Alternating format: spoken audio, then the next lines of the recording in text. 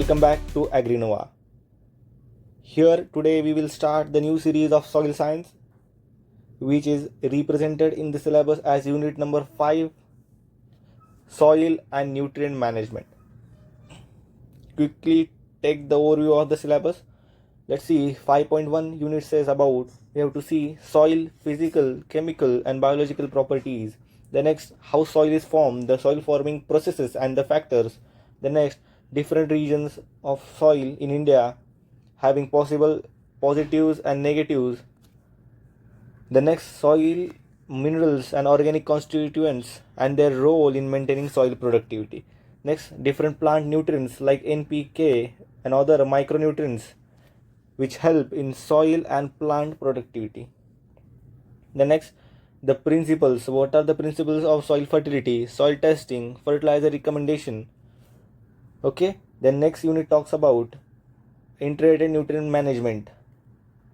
These both are related concepts, so we'll take it together. Biofertilizers. Okay. And the related one on the basis, first we have to know the basics of these, and then loss of nutrients, loss of nitrogen in soil, nitrogen use efficiency in submerged rice soil, nitrogen fixation in the soils. Then we have covered nitrogen, phosphorus and potassium. Then we know the problematic soils like calcareous, salt affected and many other. So we have to go through these soils and their reclamation. The next, the greenhouse gas emission and it is affecting and how it is affecting on soil. So here is the overview of the syllabus. We have to cover all these units. In this video, let's see what we are going to cover. So here is the index of the video. First we have to know the soil, its definition, its components.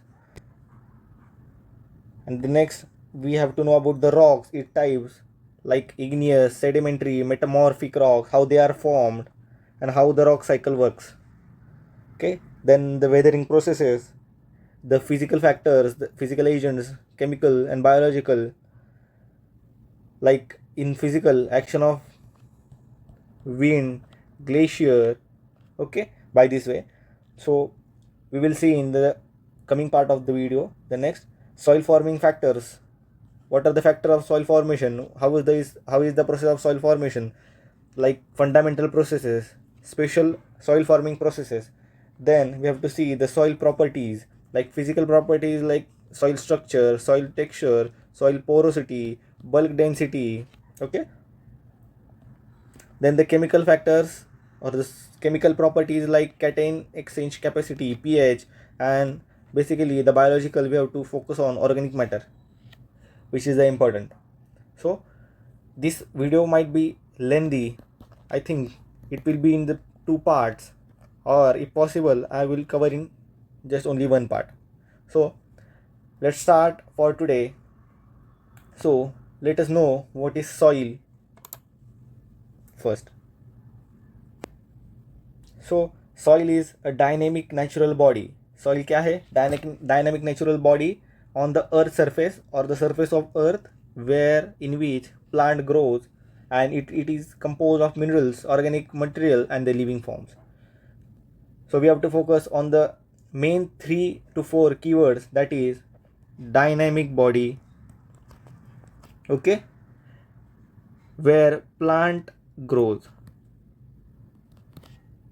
and it is composed of, that is minerals, organic matter and living organisms or living forms.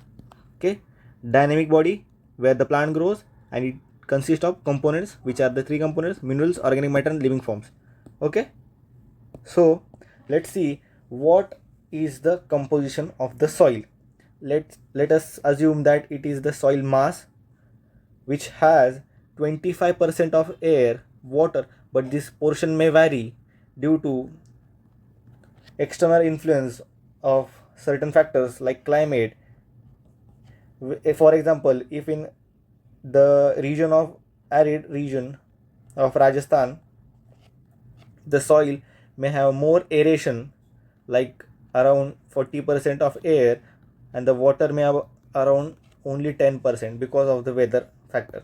So this portion is the dynamic factor. So air, for the ideal soil mass, the air is 25%, water is 25%. The mineral matter means the major minerals through which we can say the minerals like feldspar,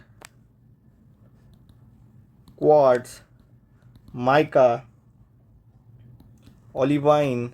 So like this type of minerals contain around 45%, and the leftover part, which is organic matter, is around 5%, in which it includes some organisms, roots or humus. So total together it is called organic matter, which is around 5%. So let us know about the rocks through which further soil is formed. So what are rocks? Rocks are generally solid material composed of two or more minerals. Okay. So the study of origin of rocks is called petrogenesis. So the geologist has classified the rocks into three major groups, that is igneous, sedimentary and metamorphic. So we have to know about these rocks in detail because I've gone through PYQs. The majority of questions were asked from this section. So the PYQ is covered in PYQ simplified series. Check out the playlist.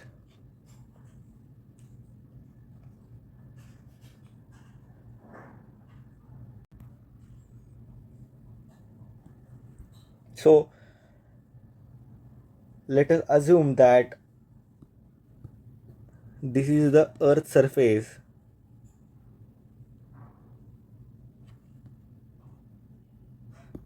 and we know that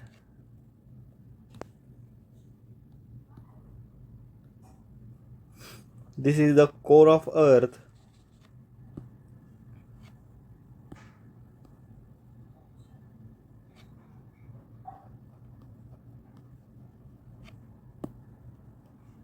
which is solid, and this outer core, which is in liquid form, where the magma is formed.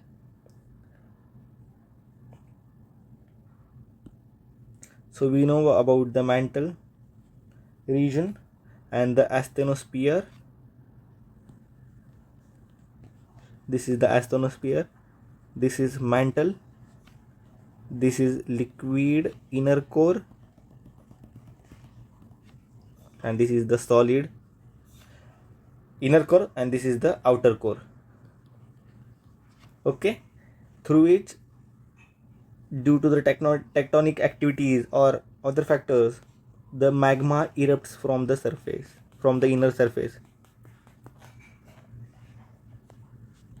So the rocks formed from the molten magma are called intrusive rock, and it can be classified into two, intrusive and extrusive. From the name we can understand that intrusive means which is formed inside, means if the magma solidifies in the surface of the earth, it is called intrusive rock, and if the magma erupts outside and solidifies on the earth's surface, it is called extrusive rock. Okay, so let's see here. The igneous rock are formed by cooling and crystallization of molten magma beneath the surface of earth. Igneous rock formed from molten magma that is cooling within the earth's surface is called intrusive rock, and the volcanic rock that cools on the surface of earth are called extrusive. So they are the source of parent material from which the rock and ultimately for soil.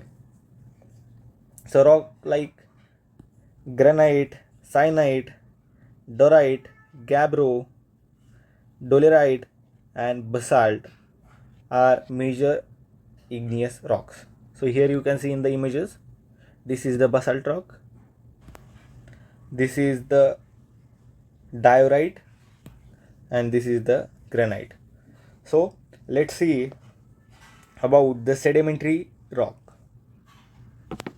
So by the name we can understand that sedimentary means something which is settling down or getting sediment. So sediment is the material that settles on the bottom of the earth surface or something else, usually a liquid. So basically it is derived from breaking down of pre-existing rock, that is intrusive rock or extensive rock, means basically the igneous rock. Okay, it is formed through pre-existing rocks that can be igneous. So these are the rocks majorly formed through stratification. Sedimentary rocks can be classified into three groups, that is clastic sedimentary, chemical particulates, and organic sedimentary. Okay, so clastic sedimentary means simply rock fragments, means it is formed through simple breakdown of rock fragments from the pre-existing rock. The next, the chemical particulates means it basically formed through chemical compound settling out of water solutions, which can be any acidic chemicals or salts. Okay, like limestone formed through calcium or calcium carbonate. Then the last group is organic sedimentary, that is the living or once living substance settling out of water, like coal.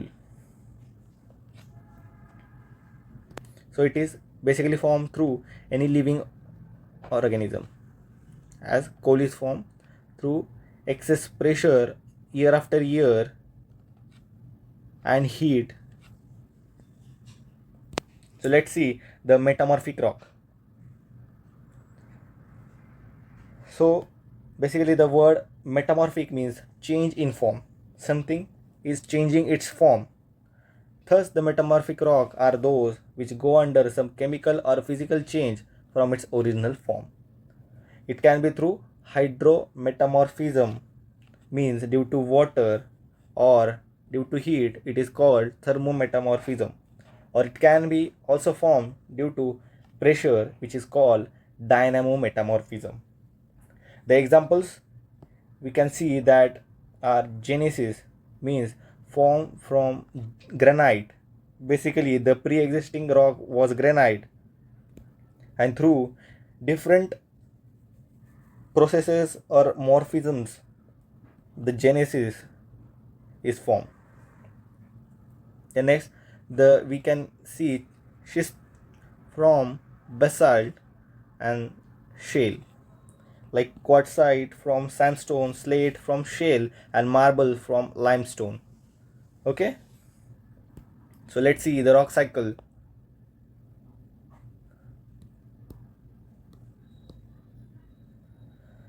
So basically this is the molten lava which comes out through volcanic eruptions. We know the lava which settles inside the earth or solidifies or crystallizes inside the earth is called intrusive, and which solidifies on the earth surface is called extrusive. So here through magma the basic first step is crystallization of magma, which forms igneous rock, through which the boulder rocks or the mountains are formed, and due to different processes such as erosion or weathering, which takes up in the form of transportation and deposition in the other area, due to which through deposition the different layers are formed within several years. So this is called sedimentary rock, and through its compaction, through sedimentation, due to high pressure temperature, metamorphic rocks are formed. And again through several years this rock can mold again, melt again, and then again the rock cycle continues to igneous rock. So let's see the next, the weathering. So basically, what do you mean by weathering? It is a process of disintegration and decomposition. So these are the major two keywords. Means the rock first breakdowns into two other components, that is disintegration and then decompose, that break into more fractions, or the minerals disperse from the rock, that is decomposition. So weathering is the process of disintegration and decomposition of rocks and minerals brought by three major, that is physical, chemical and biological factors, leading to formation of regolith. So what do you mean by regolith? Regolith means unconsolidated, which is separated residues of weathering rock, which can be seen on earth's surface or above any solid rocks. So what are the types of weathering? First we have to see the physical, then chemical and biological weathering practices or the factors. Before going to all these factors, we have to see what do you mean by parent material. So it is the regolith, means the upper portion, which may be defined as the unconsolidated or more or less chemically weathered mineral matter from which soil are developed. Means parent material is the process or the main factor through which the soil are developed. Okay, so let quickly take overview of physical, chemical and biological factors.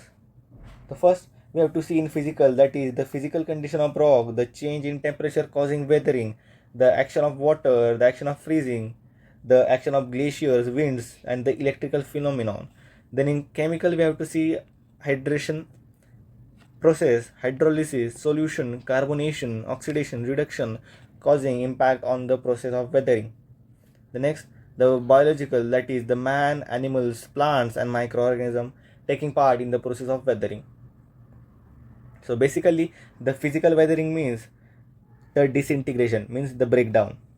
So physical weathering, first factor is physical condition of the rock, the self ability of the rock to resist to the certain factors which can be climatic or any other. So the physical condition of rock is the permeability of rock. So through the example we can clearly understand about the concept, that is if the sandstone rock, we know it is coarse textured and porous. So through weathering, so basically I have to talk here about that through the process of weathering the sandstone gets a texture that is coarse textured and become porous. Whether in on the other side in basalt rock, which is almost solid, gets fine textured due to its physical condition. So this means different rock takes different time to get weathered. So next, the action of temperature. So we know in daytime the rock gets heat up and it expands due to the heat. So in the night time it gets cooled again and gets contracted or to get back to the original shape. So through this alternate process of expansion and contraction, it weakens the surface of rock. You can see in the images the layers are broken down through the action of heat. So basically it can be classified into two components, that is based on minerals or based on colors. Means dark color absorbs more heat, so it increases the rate of reaction or rate of weathering compared to light rock which takes time to get weathered. Color as a component. Okay, so basically the second is the minerals like quartz take or expands much more than feldspar. So these minerals act as a component through which weathering takes place. So what do you mean by exfoliation? So basically exfoliation means the peeling off. So you can see in the images that the rock layers are peeled off layer by layer. So the peeling of the layer of rocks is called exfoliation. The next, the action of water, how water acts as the erosive agent. So basically it takes the three steps through disintegrating, breaking down, transporting and depositing the minerals to the another area. So let's see with the help of pictures. So first the fragmentation and transportation, that is disintegration. The weathering of the rock starts. The small weathered rocks flow due to action of water or wind down the slope. So water acts as transporting or the erosive agent and takes these sediments to another place. So here you can see the mountain is started to erosion or erosing, okay, and getting deposited the sediments into the riverbed or the ocean nearby. So next, the action of freezing. So through the action of freezing or in the frost like conditions,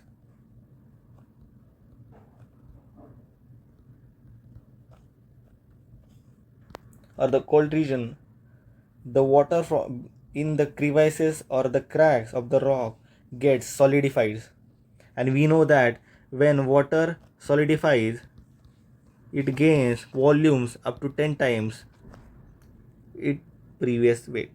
So it puts pressure on the side of the walls and tries to expand the space between, due to which the rocks break down. So it is the action of freezing.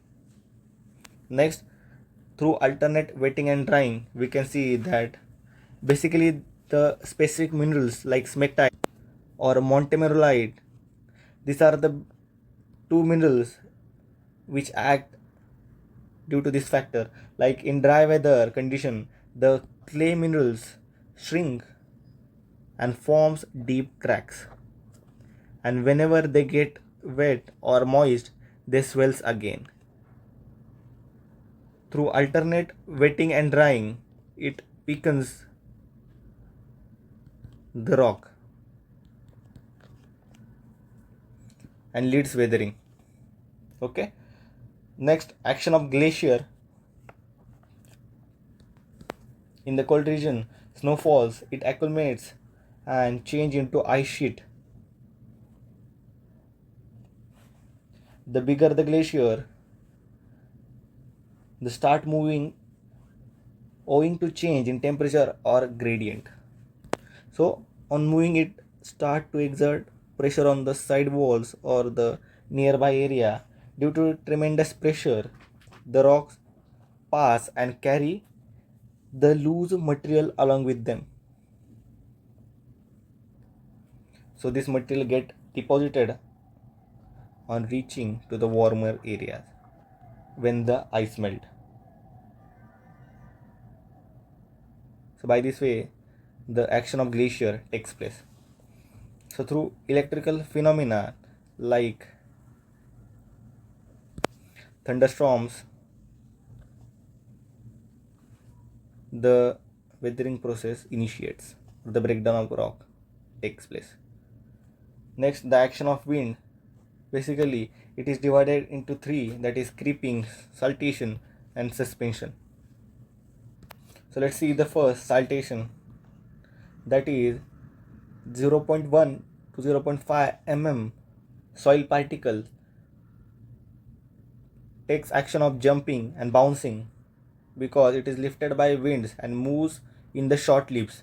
Here you can see in the images that the soil particle takes a bounce, a short bounce, and then again falls back on the ground Due to this process, it weakens the surface of the rock. The next, creeping. Creeping means the soil particle must be below 0.5 mm, above 5 mm. So due to the heavy weight, it start rolling or sliding rather than jumping. So larger and heavier rock particles are heavy to be lifted, therefore it start to creep. So next, suspension. Suspension is majorly taken in the fine dust particles below 0.1 mm, which can be clay particles or silt, which takes upon the activity of around 15 to 40%.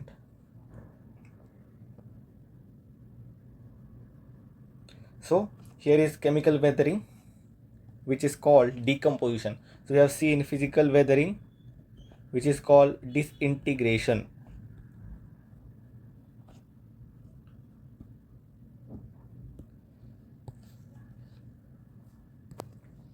So let's see the characteristic of chemical weathering first. Mainly the weathering takes place on the surface of rock. The chemical weathering takes place on the surface of rock.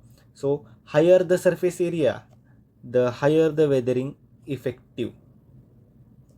Means if we have a large rock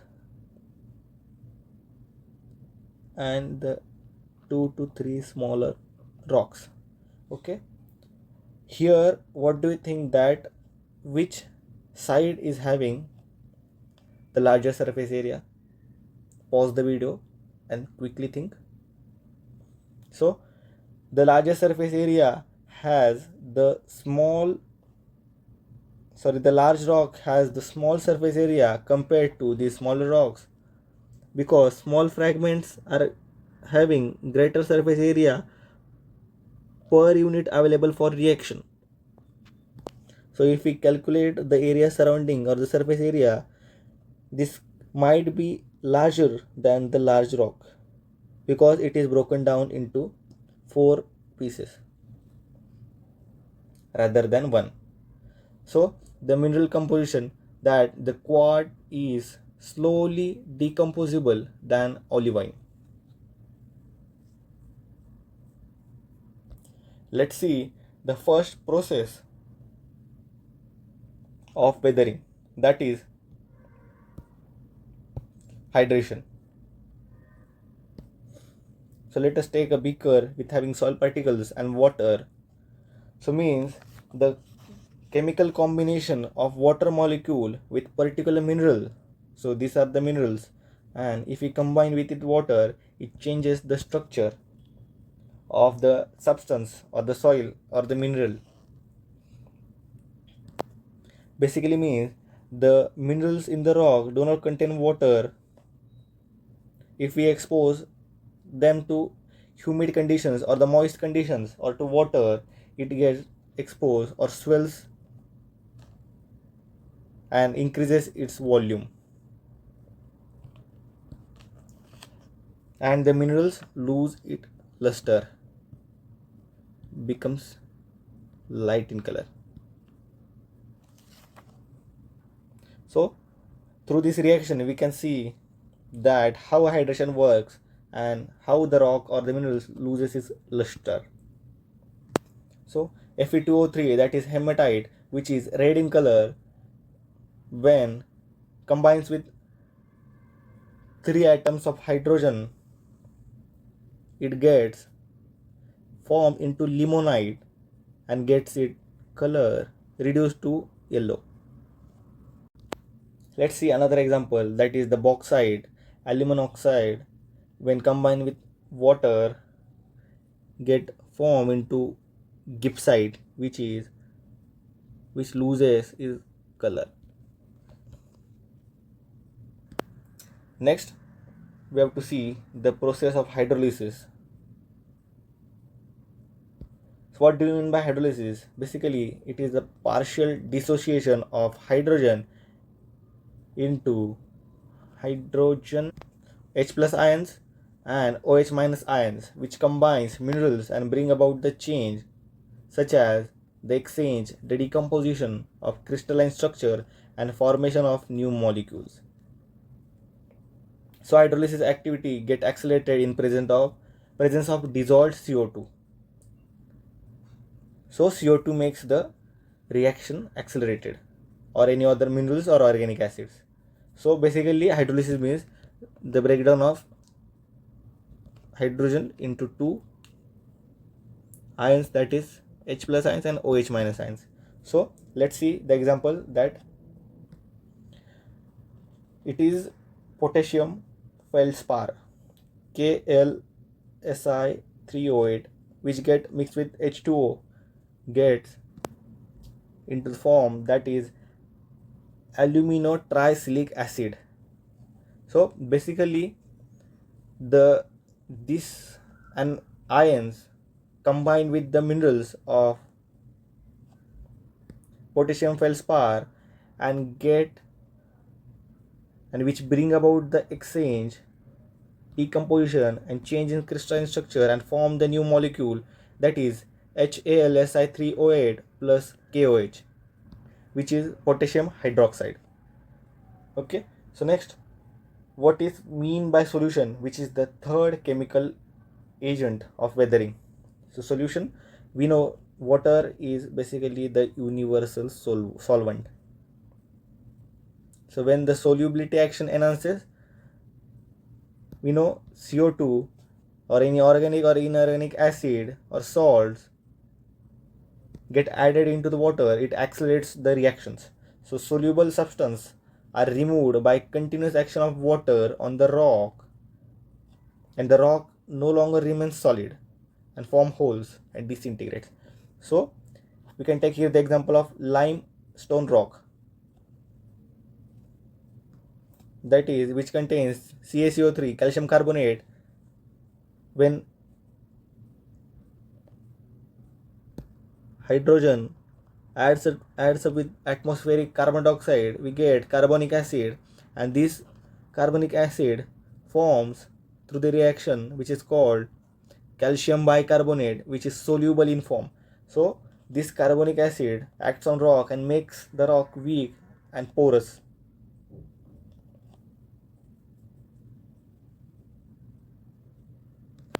And the calcium carbonate, which is soluble. So let's see the another reaction, that is sodium chloride when gets in contact with H2O disintegrates itself in the form of sodium ions chloride and separate water. Next, the carbonation. Basically it is in the word carbonation, means something related to carbon dioxide. So the process when carbon dioxide is dissolved in hydrogen, we get carbonic acid. It is the process called carbonation. So when H2O combines with CO2 gets carbonic acid, and when calcium carbonate react with carbonic acid, we get calcium bicarbonate as the byproduct, because here the carbonic acid attacks minerals in the rock, because the carbonic water has an etching effect on some of the rocks, especially limestone, we have seen in the image here. So the removal of cementing agent, it makes the cementing agent get removed, which holds the rock and the particle. So basically the cementing agent is removed, the rock is disintegrated. So next, in oxidation,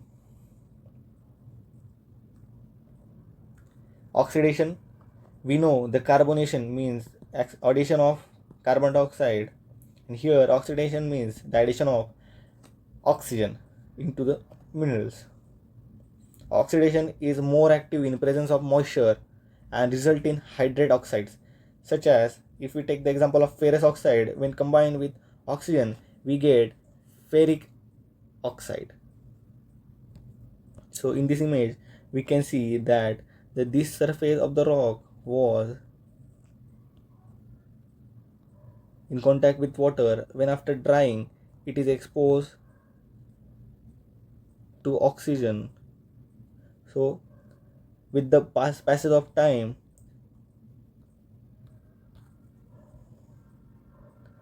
the ferric oxide turn into the ferrous oxide turn into the ferric oxide, which change its color. Here we can see the reaction of the oxygen, which turn the rock into the red color or rusty color. Next, it is the reduction, that is the removal of oxygen through anaerobic condition or the waterlogged condition. So same here is the reverse process of oxidation, which turns the soil into gray, blue, greenish, which is basically due to anaerobic condition. So we have to reverse the reaction, that first we write about the ferric oxide and reduce oxygen from it. It turns into the ferrous oxide, which is the reduced form of the ferric oxide. So basically the biological weathering is the simple process done through man, animal, the higher plants and the major microorganisms. So how man animal takes place or the accelerates the reaction of weathering, that for example, first let us take the animals like ants, termites build their galleries in the soil, which and also excretes the bodily fluids from their body, which can be acidic. It acts on the minerals or the rock and weakens the structure. And here, the rabbit, through its practice of burrowing, makes the rock soft and helps in soil formation or the weathering process. So, through man, through various operations, intercultural operations like tillage or through building of dams or constructions, the weathering or the breakdown of the rock takes place. Through higher plant, how higher plant takes place? Weathering process. So higher plants with their root system, the roots penetrate into the joint crevices of the rock and leads to breakdown of the rock or disintegration of the rock. And after some time the root gets dead, which decomposes and produces CO2 through organic matter formation, which gets in contact with H2. And we know when CO2 get in contact with H2O forms carbonic acid, which accelerates the process of weathering. The next, the microorganisms such as mosses, bacteria, fungi, when reacts with organic matter, releases CO2 and organic acid, which in turn decompose the minerals. So here for today, we'll complete the next part in the upcoming video. So do watch for the part 2 of the chapter.